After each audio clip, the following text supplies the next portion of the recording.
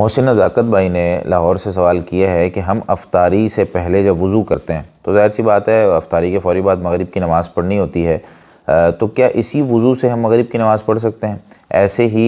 سحری جب ہم صبح اٹھتے ہیں سحری سے پہلے تو اس وقت واش روم تو گئے ہیں، برش وغیرہ کیا اور ساتھ ہی ہم وضو کر لیتے ہیں، تو سحری کھا کے کیا اسی وضو سے ہم نماز پڑھ سکتے ہیں یا کہ کھانے پینے سے وضو ٹوٹ جاتا ہے؟ دیکھیں اس میں اچھی بات تو یہ ہے وضو تو نہیں ٹوٹتا، لیکن کلی کر لینی چاہیے، کم از کم جو ہے وہ کلی کر لیں یا لاس میں پانی پی لیں۔ اس سے ہوگا کیا کہ جو منہ میں نا ذائقہ آ رہا ہے تو وہ ذائقہ ختم ہو جائے گا، کیونکہ روزہ ہے اس کو اندر بھی نہیں نکل سکتے، اور اگر مسجد میں دانت سے کوئی چیز نکلتی ہے یا منہ سے کوئی چیز نکلتی ہے تو اس کو پھینک بھی نہیں سکتے،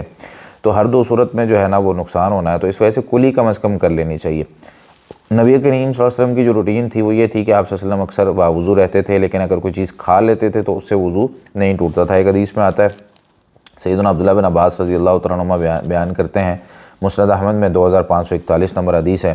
رأیت رسول اللہ صلی اللہ علیہ وسلم یأکل عرقا من شاۃ، میں نے نبی کریم صلی اللہ علیہ وسلم کو بکری کی ایک جو ہے نا وہ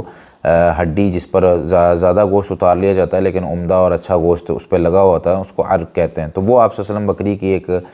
ہڈی پہ لگا ہوا گوشت کھا رہے تھے۔ ثم صلی، پھر آپ صلی اللہ علیہ وسلم نے نماز پڑھائی، ولم یمزمز، آپ صلی اللہ علیہ وسلم نے کلی بھی نہیں کی، ولم یمس ماء، اور پانی کو بھی نہیں چھوا، یہ صحیح حدیث ہے۔